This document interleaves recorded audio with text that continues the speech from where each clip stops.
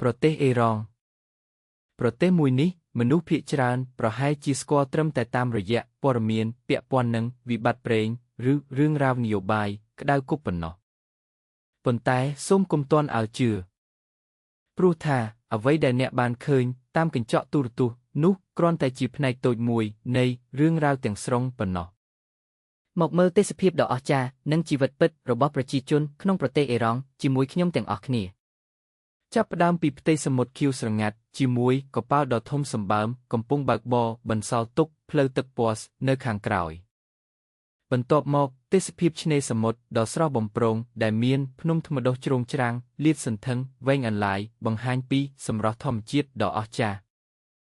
ហើយនេះជាភូមិមួយដែលសង់ជាប់នឹងផ្ទាំងថ្មភ្នំដ៏ប្លែកភ្នែកមើលទៅដូចជាសម្បុកឃ្មុំពិតជាកម្របានឃើញណាស់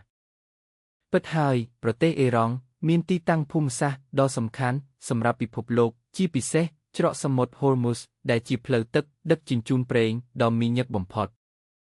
ប្រទេសនេះមានប្រជាជនជាង90លាននាក់រស់នៅលើផ្ទៃដីជាង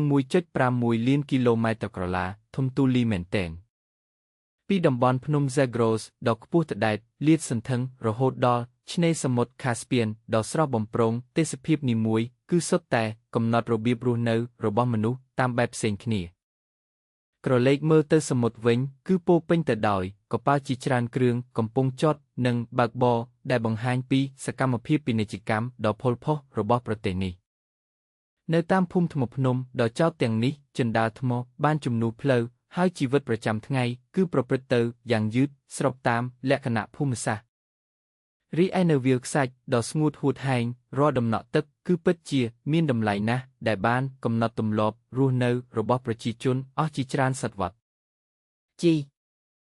មើលលោកពុំម្នាក់នេះដើរនៅវាលខ្សាច់ក្តៅស្ទើររលាយខ្លួនគាត់ពិតជាខំប្រឹងមែនទែនដើម្បីរក្សាជីវិតរស់នៅ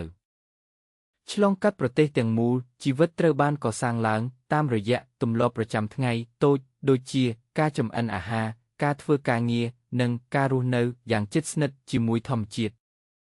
នេះជាទិដ្ឋភាពផ្សារដ៏មានញឹកពោរពេញដោយប្រជាជនអេរ៉ង់កំពុងដើរទិញអីវ៉ាន់លក់ដូរនិងធ្វើសកម្មភាពប្រចាំថ្ងៃរបស់ពួកគេឆ្ងាញ់ណាស់នៅតាមសហគមន៍ខ្លះអាហារនៅតែត្រូវបានចម្អិននៅលើភ្លើងអុសដ៏ឈ្ងុយឆ្ងាញ់បង្ហាញពីប្រពៃណីដ៏យូរលង់របស់ពួកគេនេះគ្រាន់តែជាផ្នែកមួយនៃប្រទេសអេរ៉ង់ដ៏អស្ចារ្យប៉ុណ្ណោះដែលសម្បូរទៅដោយវប្បធម៌ប្រវត្តិសាស្ត្រនិងធម្មជាតិដ៏ប្លែកគ្នាតើអ្នកណាខ្លះចង់ទៅទស្សនាប្រទេសអេរ៉ង់ដ៏ស្រស់ស្អាតនេះកុំភ្លេចខមមិនប្រាប់ផងណា